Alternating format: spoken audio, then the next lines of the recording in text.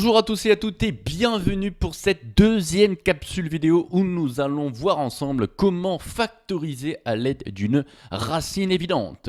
Je vous avais déjà fait une petite vidéo où je vous avais expliqué en détail le fonctionnement de cette méthode qui permet de résoudre les équations du second degré à la place d'utiliser la fameuse méthode du discriminant delta qui prend du temps et qui au niveau des calculs va pouvoir poser des problèmes aux élèves. Je vous propose ici de faire en un temps record 4 exemples, factoriser le trinôme A, le trinôme B, le trinôme C et le trinôme D, et pour cela je vous rappelle qu'il faut essayer de tester les différentes valeurs pour trouver notre fameuse racine évidente. Alors on va tester 0, 1, 2, 3, et éventuellement il faudra aller vers les négatifs, et je vous rappelle que les racines ce sont les valeurs de x qui font en sorte que le trinôme s'annule, c'est-à-dire vos zéros. Regardons un petit peu ce qui se passe pour le trinôme A. Si on regarde un peu, 0 ça ne marche pas, parce que si je remplace x par 0, ça fait bien sûr 2. Si 0 ne marche pas, je vous propose directement qu'on essaye avec x égale 1. Alors si j'essaye avec x égale 1, 1 au carré ça fait 1, donc là ça me fait moins 3, moins 1, plus 2, ça ne me fait pas 0, puisque là je suis à moins 2.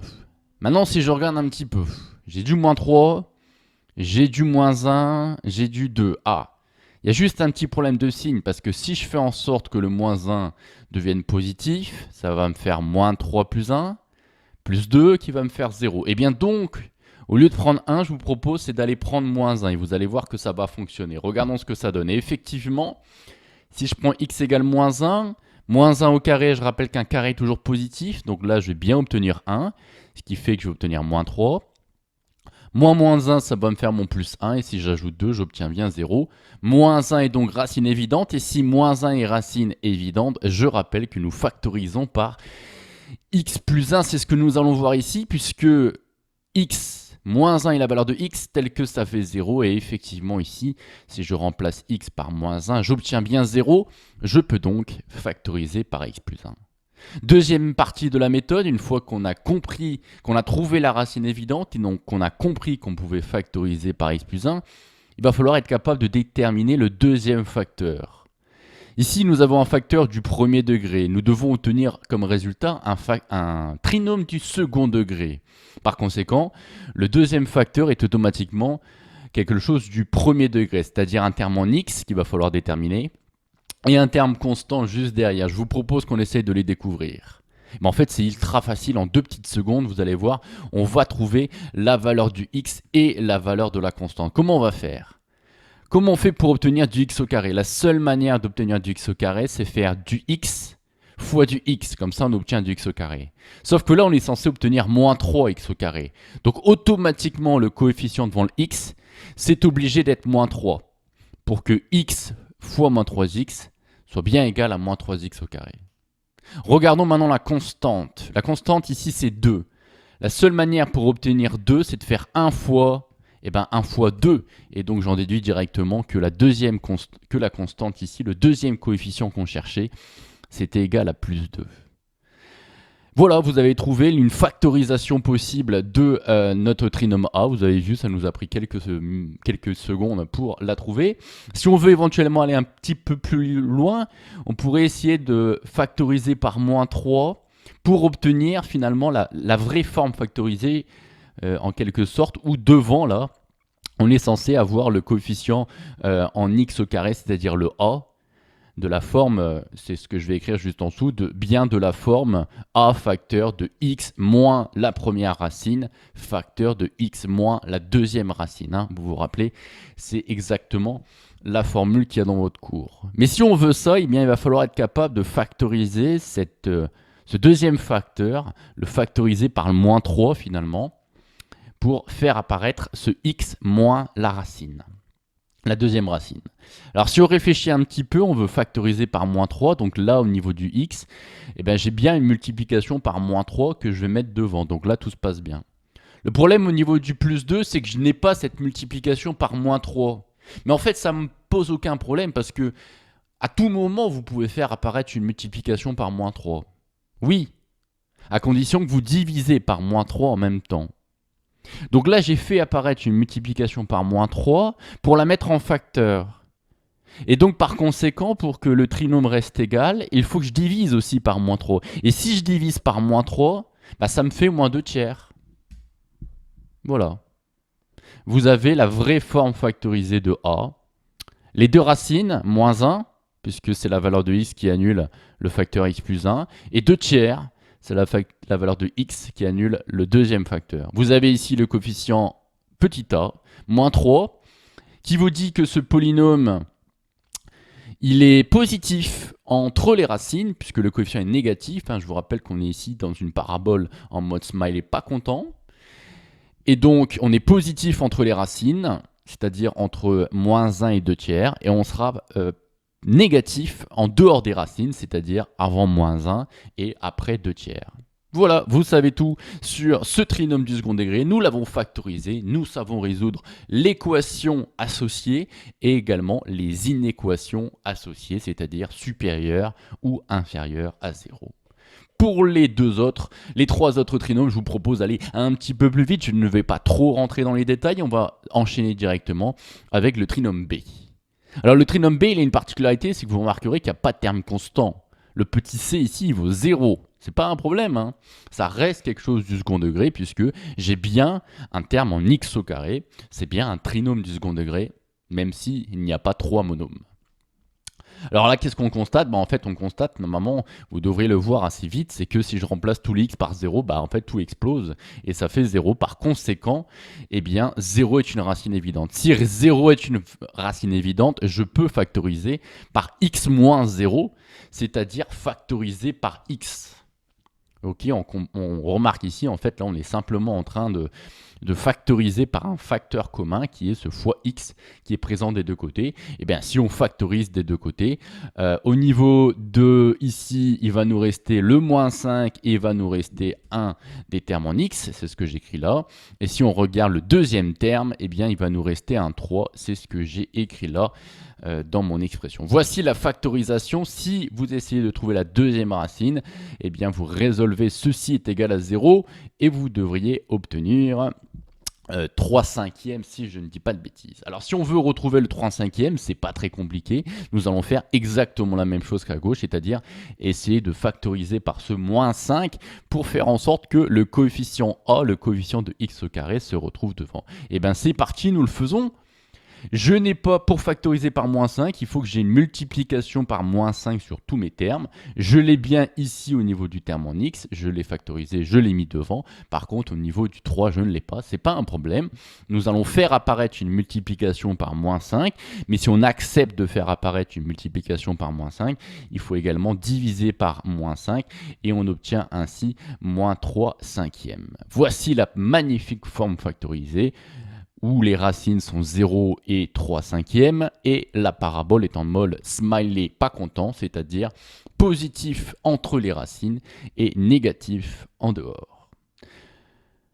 Nous enchaînons, je ne sais pas pourquoi j'ai écrit ça, voilà, il n'y a rien pour... c'est terminé pour l'exemple B, nous passons directement à l'exemple C. Exemple C, on y va. Alors, est-ce que 0 est racine? Non, parce que de toute façon, il y a la constante 15, et testons tout de suite avec x égale 1. Si nous testons avec x égale 1, 1 au carré ça fait 1, donc j'obtiens 2 pour le premier terme. 11 fois 1 ça fait 11, et donc j'obtiens moins 11 plus 15. Si je fais les calculs, 10, 15 et 2, ça me fait 17 moins 11, ça me fait 6. Ce n'est donc différent de 0. Bon, honnêtement, les trois nombres 2, 11 et 15 ne me parlent pas beaucoup. Nous enchaînons directement avec x égale 2. Du 8, du moins 22, du 15, puisque 2 au carré ça fait 4, 4 fois 2, 8, 11 fois 2, 22.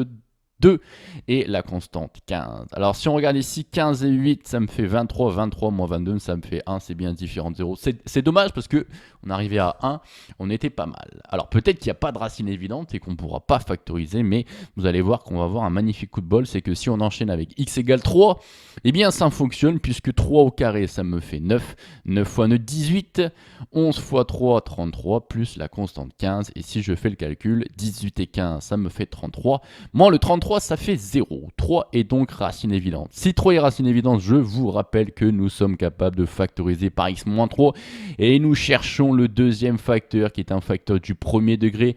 Donc un terme en x qu'il va falloir déterminer et un terme constant qu'il va falloir également déterminer. Nous regardons le coefficient en x au carré qui est 2x carré, le fameux monôme qui est ici 2x carré. Pour l'obtenir, je fais x fois 2x pour l'obtenir. J'enchaîne concernant la constante. Pour obtenir la constante, je suis obligé au niveau de cette factorisation de faire constante fois constante, et donc pour obtenir 15, je fais moins 3 fois moins 5. Voilà, vous avez votre factorisation qui est faite. La racine de gauche est 3, et si vous regardez à droite, c'est bien 2,5 qui fait en sorte que ce facteur s'annule. Si vous voulez la factorisation parfaite, le 2, il va falloir le mettre en facteur devant, on enchaîne directement, et donc on a trouvé que la racine c'était 2,5, il suffit de l'écrire, c'est-à-dire x moins la racine, puisque ici, 2,5 est bien la valeur de x qui annule ce facteur. Voilà, la factorisation est faite, le coefficient petit a est positif, donc nous sommes en mode parabole smiley content, et donc je suis négatif entre les racines 2,5 et 3, et je suis positif en dehors des racines, c'est-à-dire avant 2,5 et après 3. On enchaîne encore une fois avec le trinôme D. Nous observons un petit peu, 0 n'est clairement pas racine puisqu'il y a la constante moins 8 et nous démarrons tout de suite avec x égale 1. Si je fais avec x égale 1, 1 au carré ça fait 1 fois 7, ça me fait 7, 10 fois 1 ça me fait 10, moins 8. J'obtiens quoi? 17 moins 8, 9, ça marche pas, on enchaîne avec 2. 2 au carré ça me fait 4, 4 fois 7, 28. 10 fois 2 ça me fait 20, moins 8. Et là qu'est-ce que j'obtiens? 48 moins 8 égale 40, c'est bien différent de 0. Mais si vous regardez les coefficients, j'ai du 28, j'ai du 20 et j'ai du 8, il y a peut-être moyen que ça fasse 0 en faisant en sorte que le coefficient en x ici devienne négatif si je passe aux racines négatives, c'est-à-dire si je passe à moins 2 et on regarde tout de suite, on obtient bien que notre moins 2 est une racine évidente du trinôme D. Puisque moins 2 au carré, je rappelle qu'un carré est toujours positif, donc on obtient bien 28 de ce côté-là, et avec le moins 20, cette fois-ci, ça nous fait bien 0.